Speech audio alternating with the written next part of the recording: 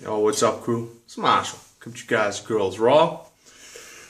Got some work going on back in the dungeon after it was sparkling clean.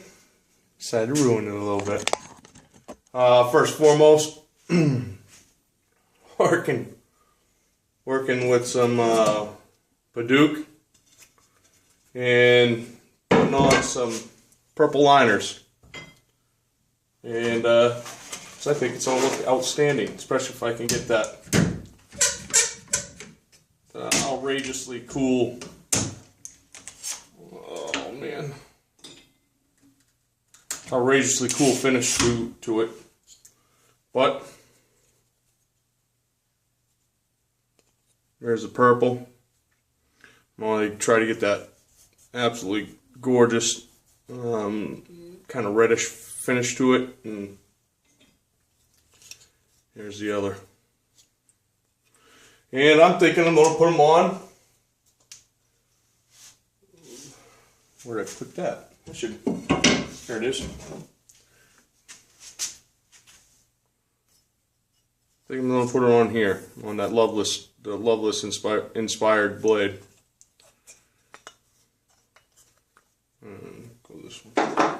Getting super glue all over my fingers now. Something like that.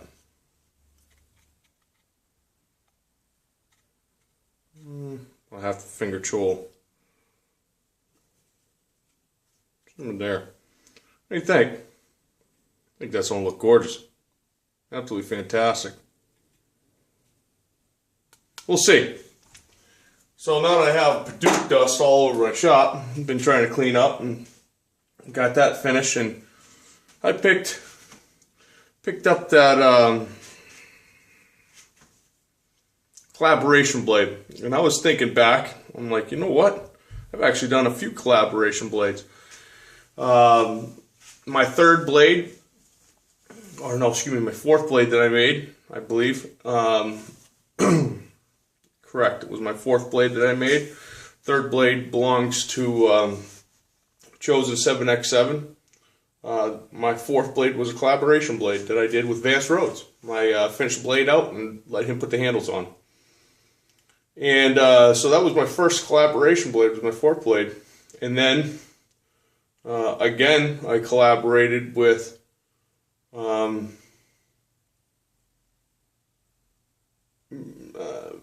the Sugar Creek Force, not Sugar Creek Force, excuse me, the Gear Bastion build off, because I cut my thumb severely.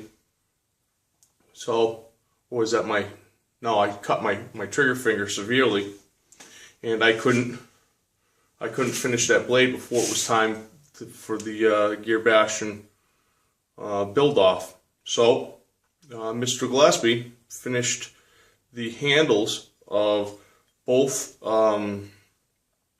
was it the Funky Rabbit and the crafty something or other, little crafty blade or something like that, crafty little blade, I think it was. And he did it with olive wood, put olive wood and spacers on those for me.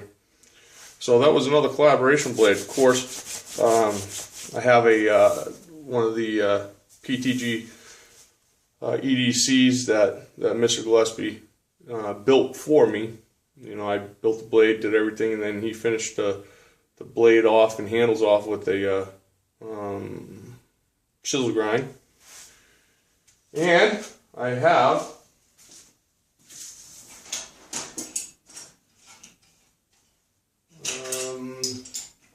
something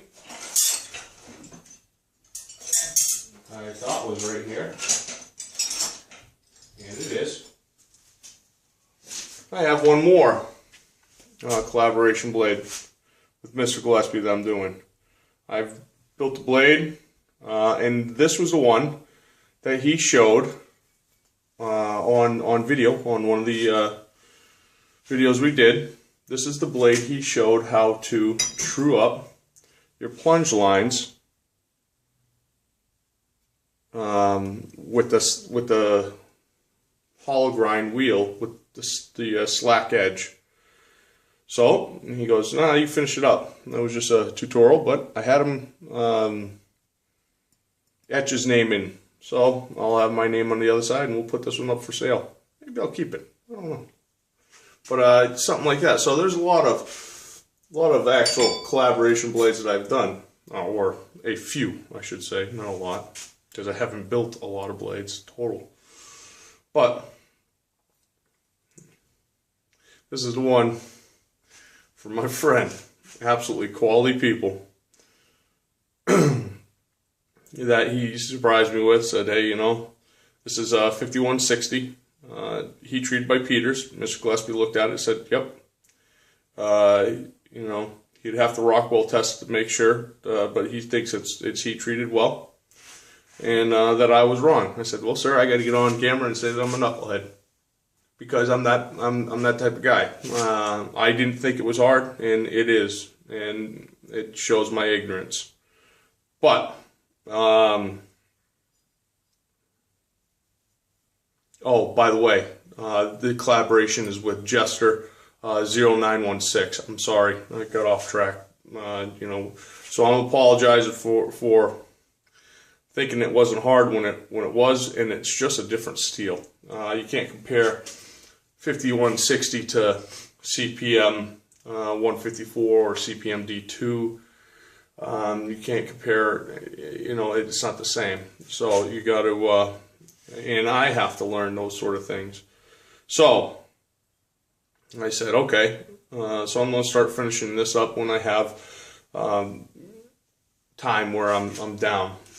So I started working on it. And you guys and girls could already guess. Put a swedge in there. I couldn't stand the blade without a swedge. I had to do it. It's a great, great design. The spine just looked plain, vanilla. So I put that swedge in there.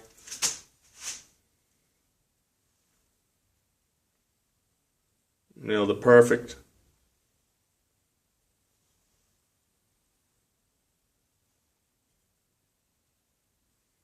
Nailed it perfect. Of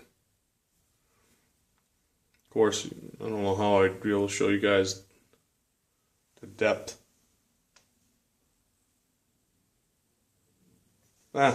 Try. But subtle. Obviously, I left a thicker tip. It's going to be a thin, delicate tip for your precision, but it's still going to have meat behind it. And it's going to be an absolutely fantastic performer. And instead of going full-blown mirror finish, which I had it up, I decided to leave some of the Scotch-Brite marks in for now.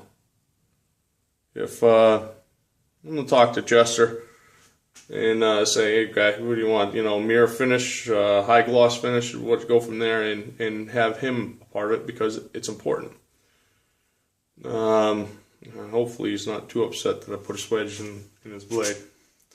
But we're going to go from there, and I'm thinking guy card is going to be the way to go for this.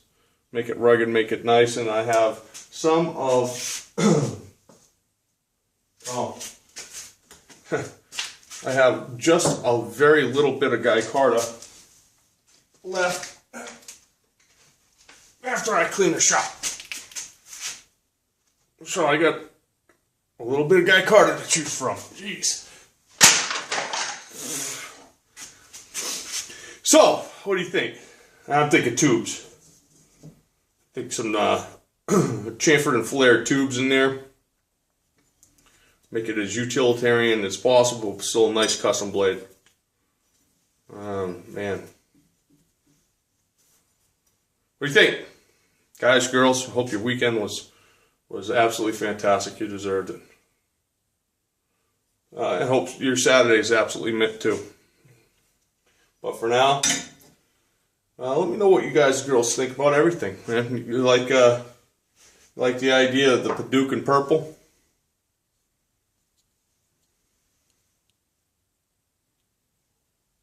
I think it's all look outstanding together. But you know, I want your opinion. And what do you think that for a handle material for the collaboration blade with Mr. Gillespie and myself. I